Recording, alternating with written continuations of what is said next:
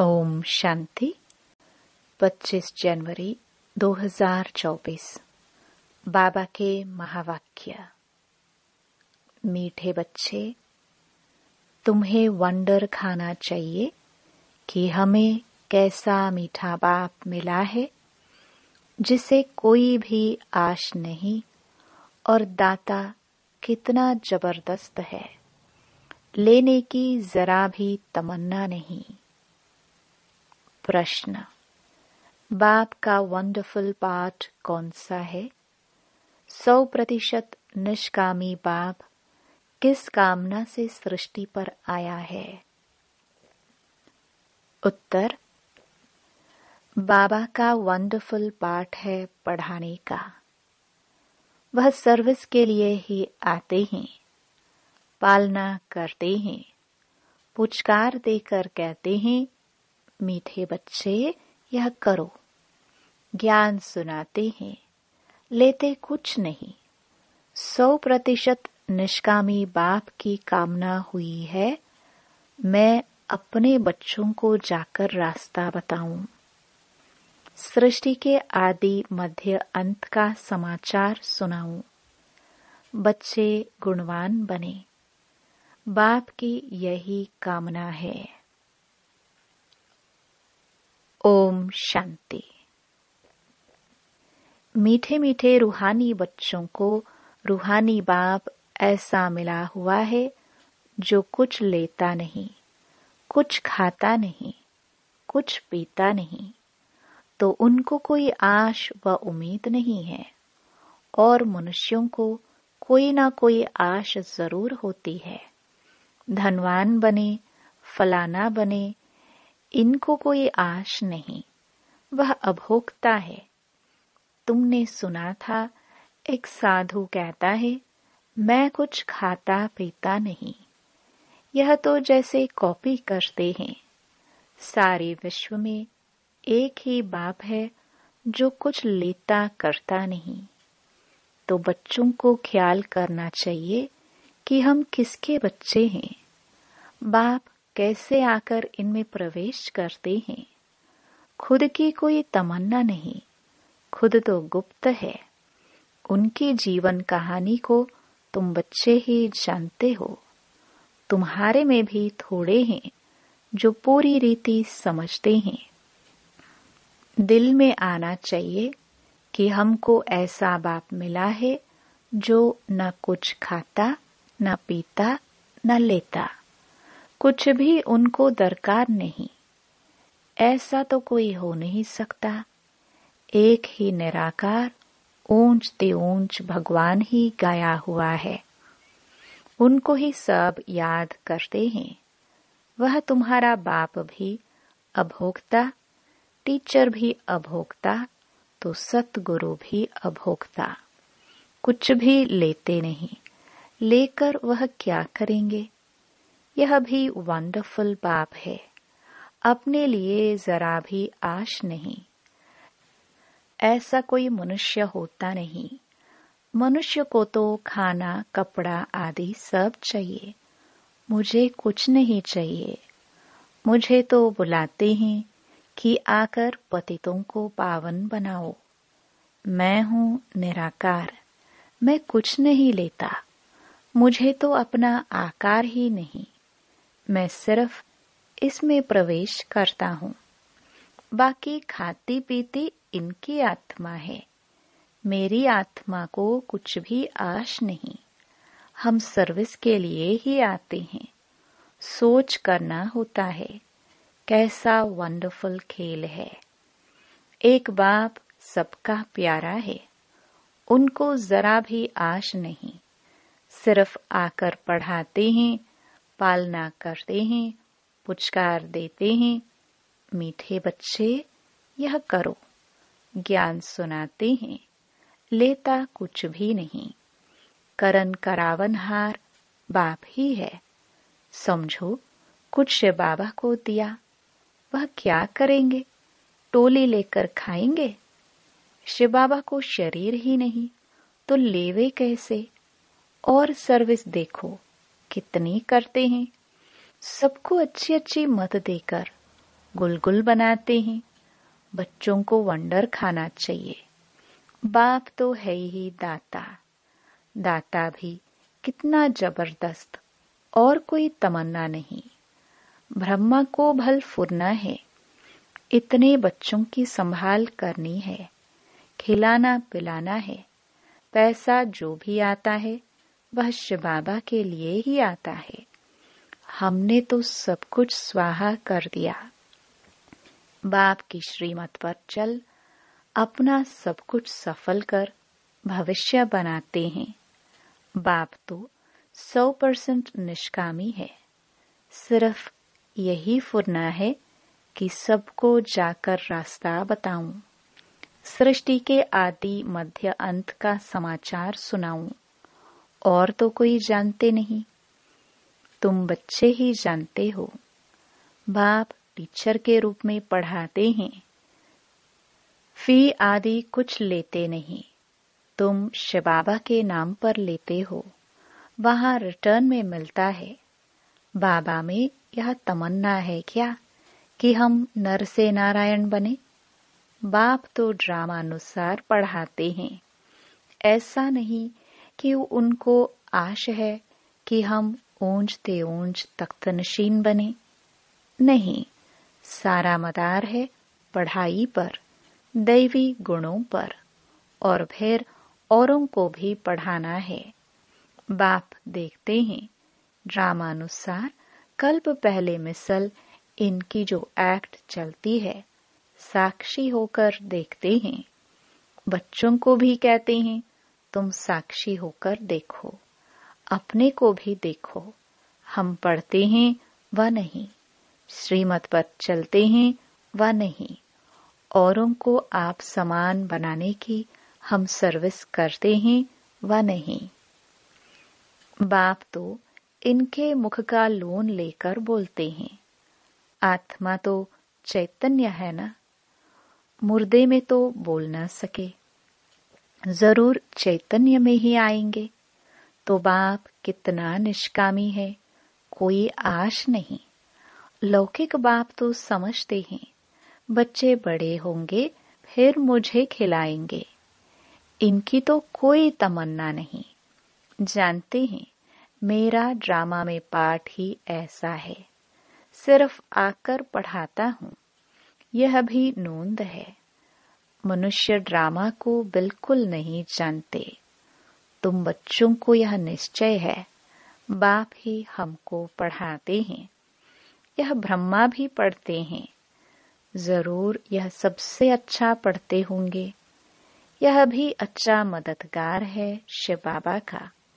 हमारे पास तो कुछ धन है नहीं, बच्चे ही धन देते हैं और लेते हैं।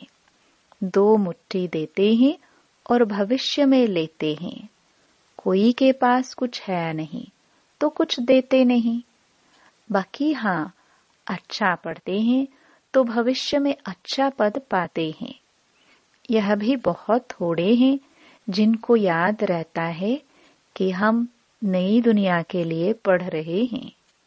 यह याद रहे तो भी मन मनाभव है। परंतु बहुत हैं जो दुनियावी बातों में समय बर्बाद करते हैं। बाबा क्या पढ़ाते हैं, कैसे पढ़ाते हैं, कितना ऊंच पद पाना है, यह सब कुछ भूल जाते हैं। आपस में ही लड़ते झगड़ते टाइम वेस्ट करते रहते हैं। जो बड़ा इम्तिहान पास करते हैं वह कभी अपना समय वेस्ट नहीं करते। अच्छी तरह पढ़ेंगे, श्रीमत पर चलेंगे। श्रीमत पर तो चलना पड़े ना। बाप कहते हैं तुम तो नाफरमान बरदार हो, श्रीमत देता हूँ, बाप को याद करो तो भूल जाते हो। यह तो कमजोरी कहेंगे। माया एकदम नाक से पकड़कर डसकर सिर पर बैठ जाती है। यह युद्ध का मैदान है ना। अच्छे अच्छे बच्चों पर माया जीत पा लेती है। फिर नाम किसका बदनाम होता है? शिव बाबा का। गायन भी है, गुरु का निंदक ठोर न पाए। ऐसे माया से हराने वाले फिर ठौर कैसे पाएंगे? अपने कल्याण के लिए बुद्धि चलानी चाहिए कि हम कैसे पुरुषार्थ कर बाबा से वर्षा लूं, अच्छे अच्छे महारथियों जैसा बनकर सबको रास्ता बताऊं। बाबा सर्विस की युक्तियां तो बहुत सहज बतलाते हैं। बाप कहते हैं, तुम मुझे बुलाते आए हो, अब मैं कहता हूं कि मुझे याद करो तो पावन बन जाएंगे। पावन दुनिया के चित्र है ना, यह है मुख्य। यहाँ एम ऑब्जेक्ट रखी जाती है। ऐसे नहीं कि डॉक्टरी पढ़नी है तो डॉक्टर को याद करना है, बैरिस्टरी पढ़नी है तो कोई बैरिस्टर को याद करना है। बाप कहते हैं, सिर्फ मुझ एक को याद करो, बस मैं तुम्हारी सब मनोकामना पूर्ण करने वाला हूँ। तुम सिर्फ मुझे याद करो। भल माया तुमको कितना भी हैरान करे, फिर भी युद्ध है ना, ऐसे नहीं फट से जीत पा लेंगे। इस समय तक एक ने भी माया पर जीत नहीं पाई है। जीत पाने से फिर जगत जीत होनी चाहिए। गाते हैं, मैं गुलाम तेरा। यहाँ तो माया को गुलाम बनाना है, वहां माया कभी दुख नहीं देगी। आजकल तो दुनिया ही बड़ी गंदी है, एक दो को दुख देते ही रहते हैं। तो कितना मीठा बाबा है, जिसको अपने लिए कोई तमन्ना नहीं। ऐसे बाप को याद नहीं करते। वह कोई कहे हम शिव बाबा को मानते हैं, ब्रह्मा बाबा को नहीं, परंतु यह दोनों इकट्ठे हैं। बिगर दलाल सौदा हो न सके। बाबा का रथ है, इनका नाम ही है भाग्यशाली रथ। यह भी जानते हो, सबसे नंबर 1 ऊंचा है यह।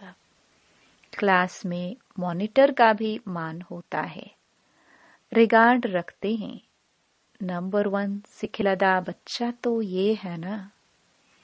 वहां भी सब राजाओं को इनका श्री नारायण का रिगार्ड रखना है।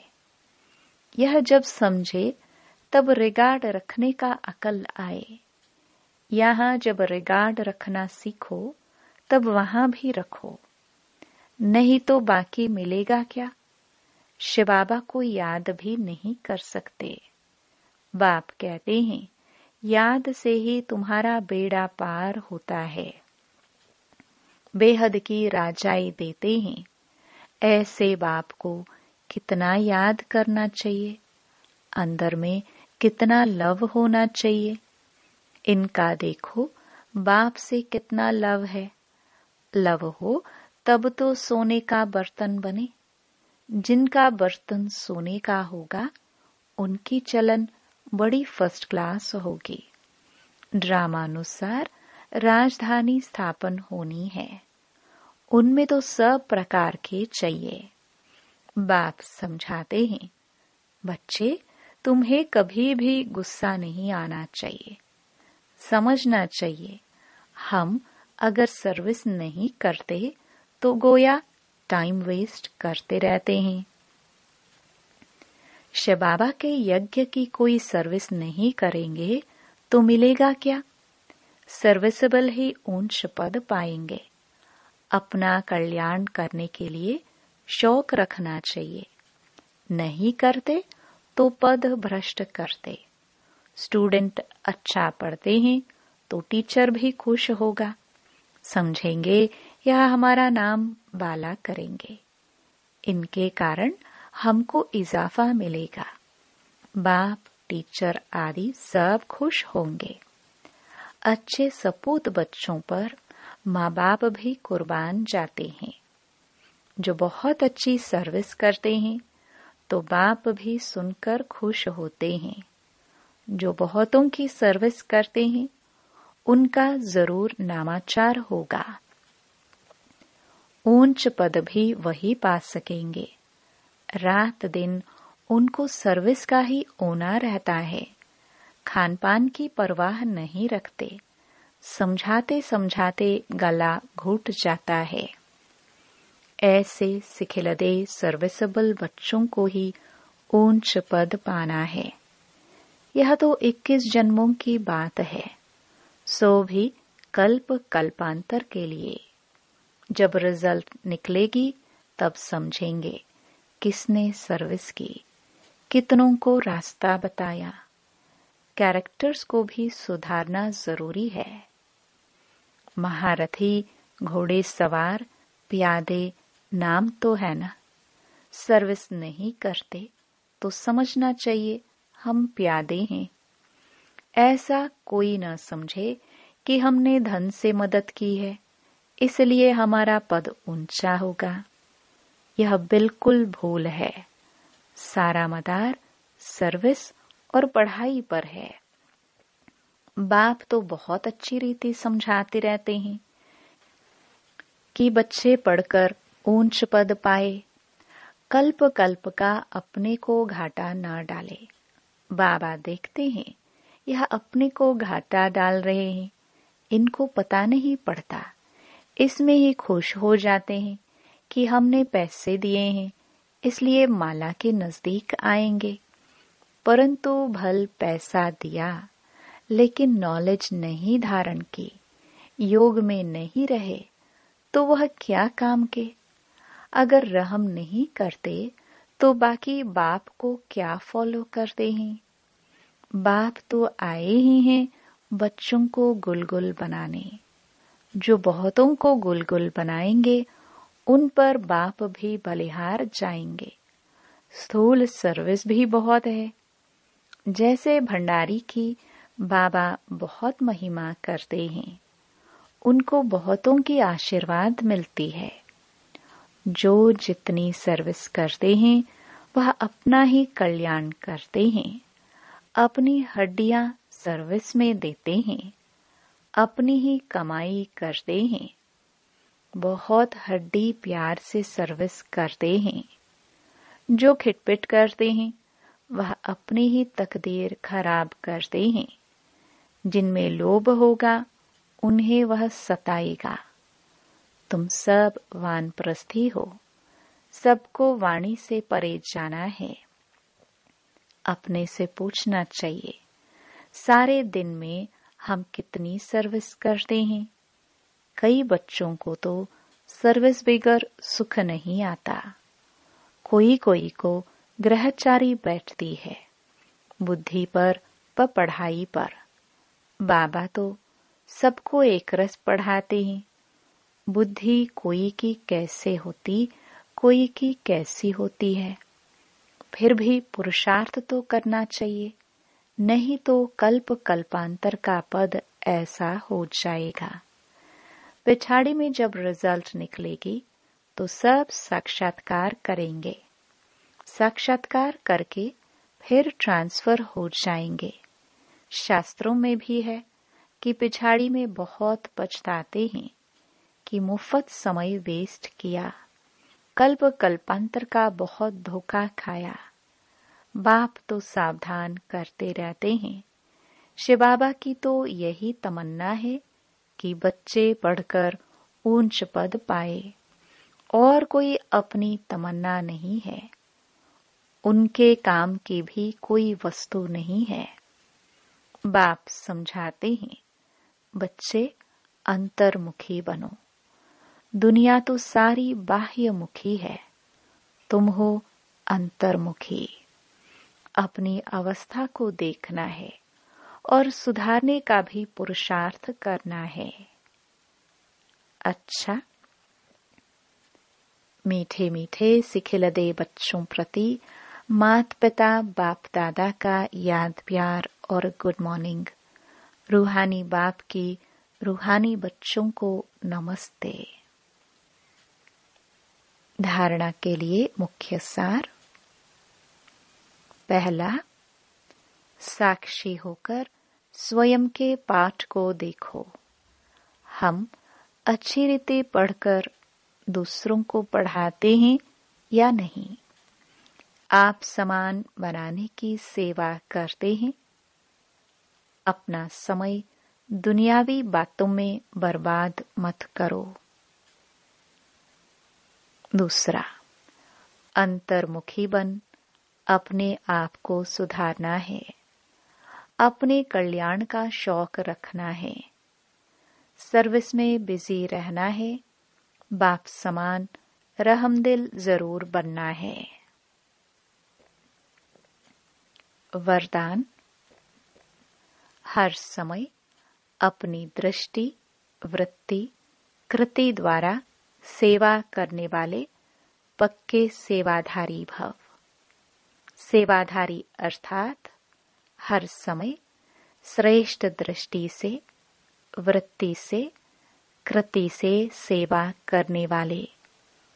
जिसको भी श्रेष्ठ दृष्टि से देखते हो तो वह दृष्टि भी सेवा करती है। वृत्ति से वायुमंडल बनता है। कोई भी कार्य याद में रहकर करते हो तो वायुमंडल शुद्ध बनता है। ब्राह्मण जीवन का श्वास ही सेवा है। जैसे श्वास न चलने से मूर्छित हो जाते हैं, ऐसे ब्राह्मण आत्मा सेवा में बिजी नहीं तो मूर्छित हो जाती है। इसलिए जितना स्नेही, उतना सहयोगी, उतना ही सेवाधारी बनो। स्लोगन, सेवा को खेल समझो तो तकेंगे नहीं, सदा लाइट रहेंगे। अव्यक्ति साइलेंस द्वारा डबल लाइट फरिश्ता स्थिति का अनुभव करो। सदा डबल लाइट स्थिति में रहने वाले निश्चय बुद्धि निश्चिंत होंगे। उड़ती कला में रहेंगे। उड़ती कला अर्थात ऊंचे से ऊंची स्थिति। उनके बुद्धि रूपी पांव धरनी पर नहीं। धरनी अर्थात देहभान से ऊपर। जो देहभान की धरनी से ऊपर रहते हैं वह सदा फरिश्ते हैं। उनके संपर्क में जो भी आत्मा आएगी वह थोड़े समय में भी शीतलता व शांति की अनुभूति करेगी। ओम शांति।